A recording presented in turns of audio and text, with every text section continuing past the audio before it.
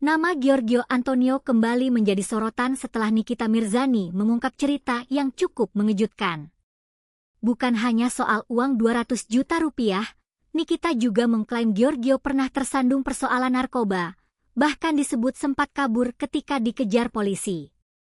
Lalu, apa sebenarnya yang diceritakan Nikita tentang kejadian tersebut? Cerita ini muncul melalui sebuah rekaman audio yang diunggah Nikita Mirzani di Instagram Story. Dalam keterangannya, Nikita mengklaim dirinya sudah mengenal Giorgio sebelum pria tersebut dekat dengan Sarwendah. Namun yang paling menarik perhatian adalah ketika Nikita mulai membahas persoalan hukum yang menurut pengakuannya pernah dialami Giorgio. Nikita menyebut peristiwa itu terjadi sekitar tahun 2019 atau 2020. Menurut cerita Nikita, Giorgio disebut pernah diamankan di Polda Metro Jaya berkaitan dengan penggunaan Sinta. Nikita juga mengklaim barang tersebut dibeli secara online melalui Instagram. Tetapi cerita kemudian menjadi lebih mengejutkan. Menurut versi yang disampaikan Nikita, Giorgio disebut sempat melarikan diri melalui tangga darurat ketika sedang dikejar polisi.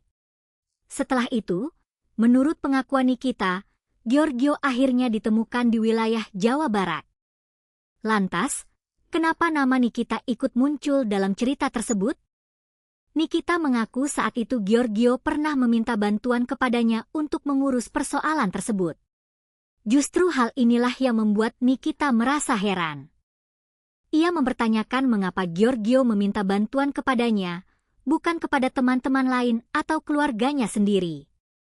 Nikita kemudian mengatakan bahwa Giorgio, menurut ingatannya, sempat ditahan selama sekitar 3 atau 4 hari. Namun ia menegaskan bahwa berdasarkan informasi yang ia ketahui, persoalan tersebut tidak sampai masuk ke tahap persidangan. Disinilah muncul bagian yang masih belum jelas. Nikita mengaku tidak mengetahui secara pasti bagaimana kelanjutan persoalan tersebut setelah Giorgio diamankan.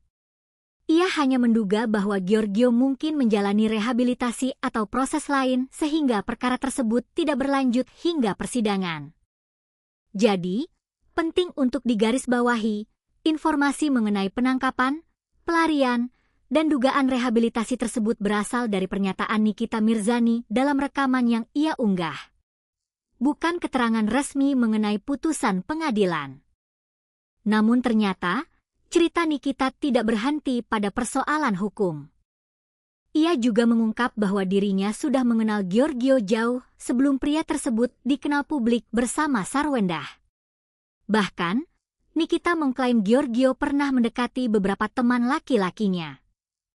Kemudian terjadi perubahan setelah nama Giorgio mulai ramai diperbincangkan bersama Sarwendah. Nikita mengaku baru menyadari bahwa akun Instagram miliknya sudah tidak lagi mengikuti akun Giorgio. Padahal, menurut Nikita, dirinya sendiri bahkan tidak pernah mengikuti akun Giorgio. Ia menyebut situasi tersebut terasa cukup aneh baginya. Dengan berbagai pernyataan tersebut, nama Giorgio Antonio kini kembali menjadi perhatian.